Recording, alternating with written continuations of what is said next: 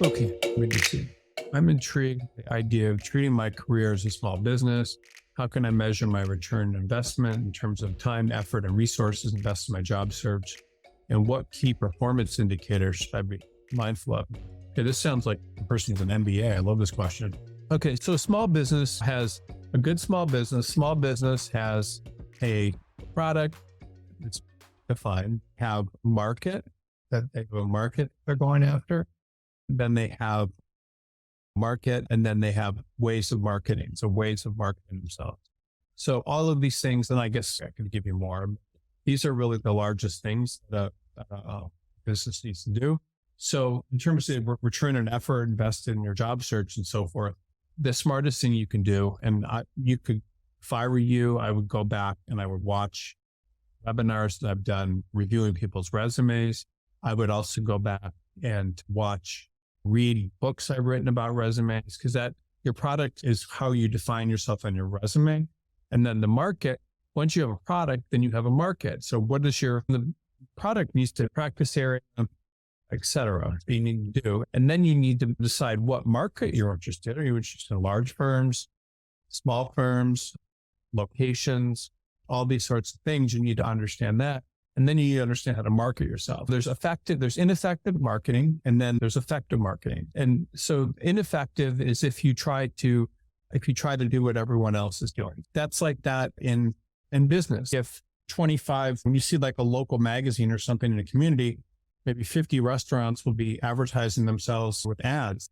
You're just kind of part of the noise. That's not good. So if you want to be part of the noise, that's not going to help you. So what are an example? So if you go on Indeed, or LinkedIn, where there's a job posting, then that's not good. Why isn't that good? Because it's very specific. Now, everyone with a freaking internet connection, everyone who matches is applying.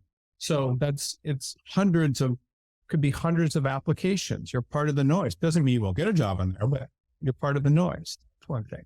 What are other ways of doing things? I don't know. You get the idea. Like ineffective marketing is doing that. Or just sitting or only applying to jobs is another one, applying to openings, marketing yourself in areas where there's not a lot of demand. So marketing in areas where there's not a lot of demand, So all these things are what everyone does. You having bad resume, et cetera. But this isn't effective. What is effective marketing? I'm just telling you again, I've been doing this for 25 years. I get people jobs pretty much several times a day.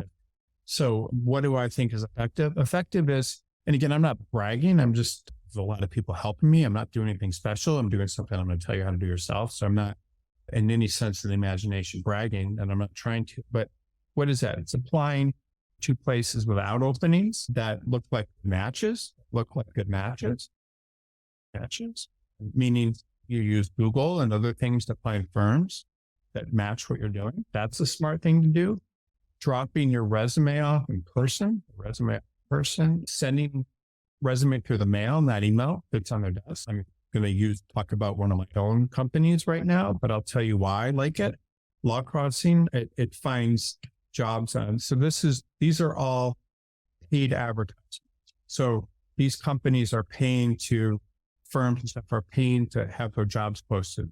Law Crossing and my company, so full disclosure, but it finds every job it can on a company it can not advertised and puts them on the site, and people apply, and there's no competition, less competition. Sometimes the jobs with a lot of competition when jobs not necessarily advertised. So these are some effective things. And then it's finding new places. That's effective marketing. So you can do ineffective, which everyone does, or you can do effective marketing. I personally think I would not place most of the people I do. If I did ineffective marketing, I would also doing effective marketing enables me to place a lot of people.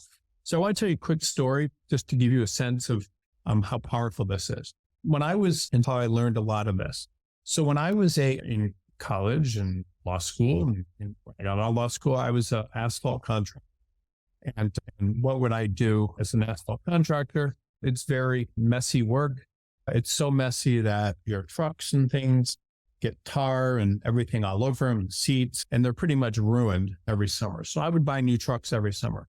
And in Detroit, where I was working, you had the newspapers like the Free Press and the News, which are two big papers.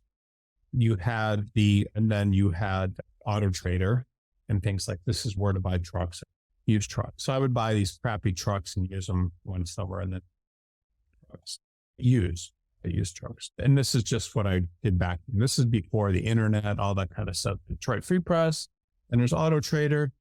And then you had some little publications in different cities. So there was one, for example, in St. Clair Shores and Mount Clemens. I'm just giving you Clair Shores, Mount Clemens, that were free.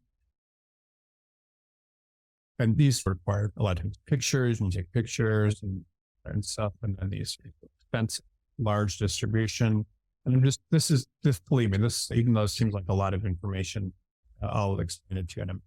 And then list publication of Clemens, pick up in grocery stores, free to advertise, places like grocery stores, that sort of thing. So what I would do is I would always look for trucks in the Detroit Free Press, Auto Trader, and they would all be very expensive, more than they would be expensive.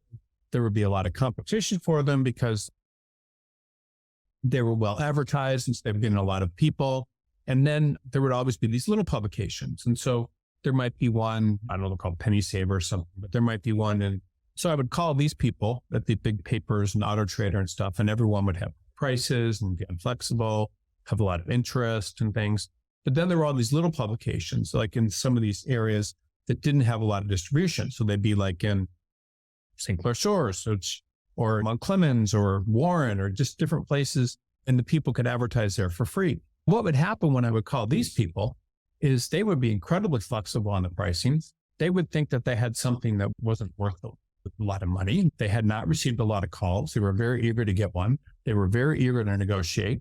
And I would always buy trucks and things there. If I tried to buy the truck at one of these places, and again, I wasn't spending a lot of money, it would be like $1,500 to $3,000 for a decent truck. When I would go to these places, I could often get the same thing for $500 to $1,000. And what I wanted to explain to you and why this is important is because these people, and this is, if you understand this lesson, by the way, this will change the whole course of your job search. These people weren't being marketed. No one was buying their product. No one seemed interested. And the reason was because if you have a little publication that distributed all throughout the city and only 300 people are ever picking it up and that most of them are looking at ads, but you've advertised there for free thinking you're doing something smart, you're not going to get a lot of applications. It's the same thing with employers. So if an employer is like this big time employer where everyone knows who they are and is sending in tons of applications, they're going to be able to charge more discriminating against who they're going to hire. They're going to be able to have all these standards and things. But if there's someone that's off the map, and off the map means, what does off the map mean? It means, let's see, Google, corporate law firm, or what's it good? Real estate law firm in Tallahassee. Right here. So you're going to get all these places that none of these people, all these people are just off the map. These are the advertised ones, I'm sorry. But no one, they're all off the map. So no one is looking for these people. And if you apply to these places, you're going to get jobs. It's just because they're not getting any interest because they're not advertising, they're not out there. So my point to you is, and this, again, if you understand this point, I know I'm not being as direct as I should possibly be, but you have to market your services to people that are more likely to be receptive to what you're offering than go and follow everything else. So everyone's applying to LinkedIn and Indeed. Why is Law Crossing better? Is because these are not advertised jobs, and so they're not getting a lot of applications. Law Crossing is also behind a paywall. Most people are applying to openings. If you apply to places without openings that look like good matches, these people you might be the only application they've received in years. Seriously, like I had a law firm in Malibu, California, and I don't have it anymore. And it wasn't because I was practicing law. It was because I wanted a law firm to help me with all the corporate things and different little cases and things for the business. And the entire time I had this law firm, I never once received a letter in the mail saying, I'd like to work with you, even though it was decent qualifications and the law firm had a website. I received 2 people over the entire course of 10 years having this law firm that walked in with their resumes. And one of them I hired, and the other I still remember because if I ever have an open. So the point is, you market yourself effectively. You do things that other people aren't doing, and you will get jobs. And so everyone, that should be how you think about your business. You try to find a market for where other people aren't doing that. And I hope that answers your question, because I think this information is incredibly important. Thanks everyone who's asking questions. I will answer all of your questions. I'll try to. I should be able to. There's a lot of good questions today, which I appreciate. But understanding the stuff about marketing yourself will change your career. If you just have to think about it. Wow. And how did I learn this? I learned this because this is how I make a living. So I don't make money if people don't get jobs. So I have to do effective marketing.